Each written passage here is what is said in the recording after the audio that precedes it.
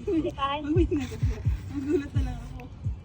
Nagawa lang ng video si Mami, ha? Wednesday. Beef Paris! Hindi wanna sh- Ayaw magpababa ng chikiting. But today, we're making beef Paris. And to start with, you're going to use beef. I'm using beef shank. Pwede rin ibang part ng beef. Yung iba nga ginagamit nila yung pang bulalo. So, pag pinakuluan nila, lalasa din yung buto. But wala akong mabiling ganon. So, ito na lang gagamitin natin. Meron akong 4 packs. So, in total, this will be 6 pounds.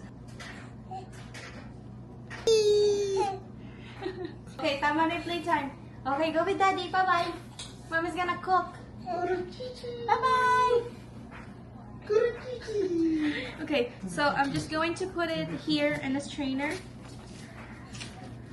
Ito yung beef shank. And meron din siyang mga konting lited. Kung gusto nyo naman yung maraming lited, gusto nyo na merong parang medyo nanlalaban ng inangata, pwede nyo gamitin yung beef belly. Actually, yun yung madalas kong ginagamit. Beef belly. Kaso, medyo mahirap kasing palambutin yung lited. And, kailangan ito mabilisan na pares lang. Ito na yung lahat ng beef natin. And, I'm just going to wash it. Kumuha lang ako ng bowl. Dito natin ilalagay yung nahiwa na natin. So, what I do is, I just cut it into thin strips. Tapos, sabay-sabay ko silang ika-cut into cubes.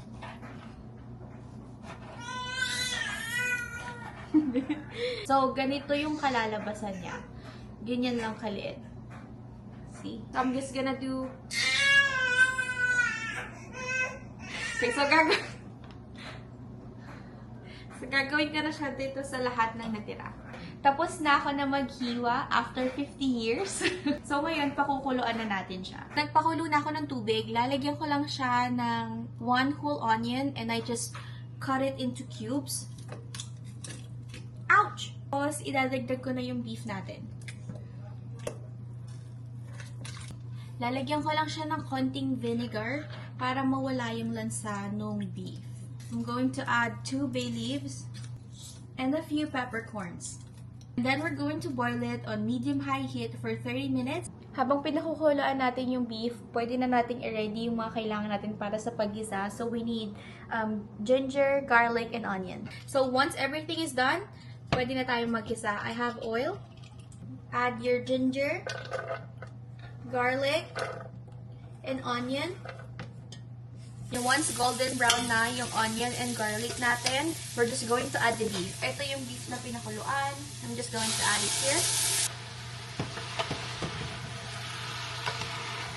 Lalagyan natin ng star anise. Ganito kadami. Peppercorn. Cayenne pepper.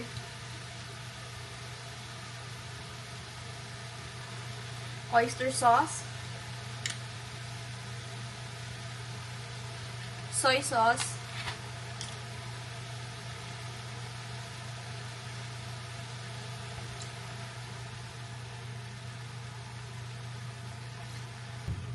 brown sugar,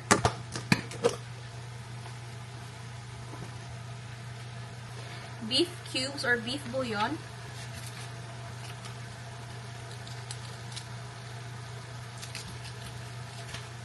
so, nalagyan ko na siya ng tubig para sa sabaw. And then, tatakpan natin, pakukuluan for another 30 minutes. Ngayon, gagawa lang ako ng slurry. I'm going to add 2 tablespoons ng cornstarch. And then, konting water.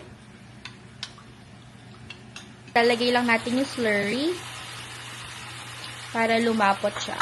Tatakpan ulit natin for another 20 minutes. Luto na ang ating beef Paris.